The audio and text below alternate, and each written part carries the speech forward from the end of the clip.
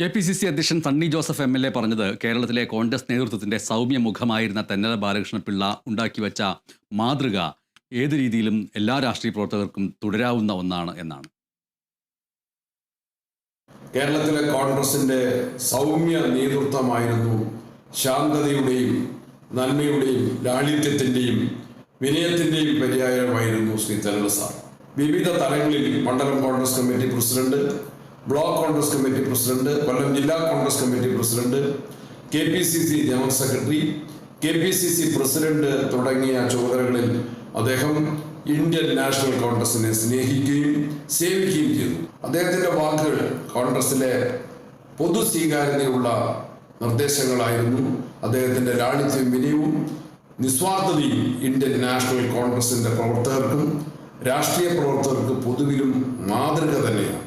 അദ്ദേഹം കുടുംബ സ്വത്ത് വിറ്റ് ആ പണം കോൺഗ്രസിന്റെ പ്രവർത്തനങ്ങൾക്ക് വേണ്ടി ചെലവഴിച്ച നിസ്വാർത്ഥനായ ഒരു രാഷ്ട്രീയ നേതാവാണ്. തെന്നല സാറിന്റെ ദേഹവിയോഗത്തിൽ വേദനിക്കുന്ന എല്ലാവരോടുമൊപ്പം ഞാനും പങ്കുചേരുന്നു. കെ.പി.സി.സി ഔദ്യോഗികമായിട്ട് 2 ദിവസത്തെ ദുഃഖാചരണം പ്രഖ്യാപിക്കുന്നു.